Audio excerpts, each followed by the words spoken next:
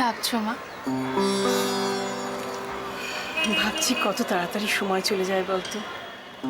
এই তো সেদিনের কথা, তোরা তিন বোনে কত ছোট ছিলি, দেখতে দেখতে সব কত বড় হয়ে গেলি। আগে তোদের আওয়াজে সারা বাড়ি আমার গম গম করতো, তারপর দোয়েল চলে গেল, রাই চলে গেল, কালকে তোর বিয়ে হয়ে গেলে, তুই চলে গেলে আমার বাড়ি একদম ফাঁকা হয়ে যাবে রে অপু। তোর কি জানিস, একটা কথা ভেবে ভালো লাগছে, আমার কথা আমি রাখতে পেরেছি। কি কথা মা? কালকে তোর বিয়েটা ভালোই ভালোই হয়ে গেলে আমি তোর বাবাকে যে কথা দিয়েছিলাম সেটা সম্পূর্ণ হবে। আর আমার বিয়েটা যদি না হয়? কি যাতা বলছিস অপু? হ্যাঁ মা, আমার বিয়েটা হবে না হবে না সেটা তো নির্ভর করছে তোমার উপর। তুমি তো এখনো আমার কথা মেনে নাওনি। আচ্ছা, যেটা সম্ভব নয় সেটা নিয়ে কেন তুই জেদ করছিস? তুমিও তো জেদ করছো মা। তুমি কেন বুঝতে চাইছো না? আমার বিয়েতে আমার ভাই বোনরা সবাই সবাই আনন্দ করবে, সবাই মজা করবে, কিন্তু রাই আসতে পারবে না কেন? তার জন্য কে দায়ী? আমি? তার জন্য কি রাই দায়ী মা? ও তো আমাদের সবাইকে ওর ভালোবাসার কথা বলেছিল, আমরা তো কেউ শুনতে চাইনি। আমি দিদি হয়ে এটা কিছুতেই মেনে নিতে পারছি না মা, ওর কষ্টটা আমি সহ্য করতে পারছি না।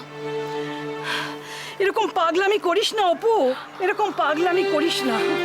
আচ্ছা, সব ঠিক হয়ে গেছে বিয়ের, এখন যদি এরকম করিস তাহলে কি করে হবে? তুমি আমার কথাটা শোনো মা। মা, রাইয়ের চোখের জলে কি আমি সুখী হতে পারবো? আমি কিচ্ছু জানি না, রাই এ বিয়েতে আসবে না, ব্যাস। তাহলে আমিও এই বিয়েটা করছি না, ব্যাস। আমি কিচ্ছু জানি না, তোদের যা ইচ্ছে তাই কর। তোর বাবা কেন যে আমাকে এভাবে ফেলে রেখে চলে গেল, দেখিস একদিন আমার যেদিকে দু চোখ যায় আমি চলে যাব। মা, হাসি নয়, হাসি নয়, কাজ। কি হচ্ছে? ভালো লাগে না আমার। কাজ করুন, দেরি হয়ে যাচ্ছে। এসব ঠিক আছে তো, রাখো একবার। হ্যাঁ, একদম পারফেক্ট, একদম ঠিক আছে। এটা কার শাড়ি? কি সুন্দর এটা। অপর্ণা, অপর্ণা কেমন হয়েছে বলতো? বাহ, খুব ভালো হয়েছে, দারুণ রংটা। এখানটা দেখ। খুব মানাবে কিন্তু বৌদিকে এটা পরে। এটা কাজের জিনিস, হ্যাঁ? মানাবে, দারুণ হয়েছে, সুন্দর হয়েছে। তুমি বলার কে চাই, বিয়ে সে বলবে। ভালো লাগে না আমার।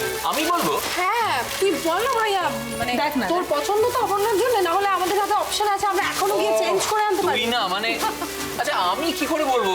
আমি পরবো নাকি? অপর্ণা পরবে, ওর পছন্দ হলেই। ও তাই? তাই চপ। জেঠি, আমাকে একটু শিখিয়ে দেবে? আমিও দাদার বিয়ের তত্ত্ব সাজাবো। নিশ্চয়ই সাজাবি, নিশ্চয়ই সাজাবি। শোনা, ওকে ওই অপর্ণার বিয়ের বেনারসিটা সাজাতে দিতে। হ্যাঁ, ওই ট্রেটা তুমি তৈরি করো। তুমি ট্রাই করতে পারো। কর কর কর। ওরে বাবা, এখন তো অনেকগুলো বাকি। অনেক বাকি আছে। আরে বাবা, এরকম করে করলে না না না না না না, আরে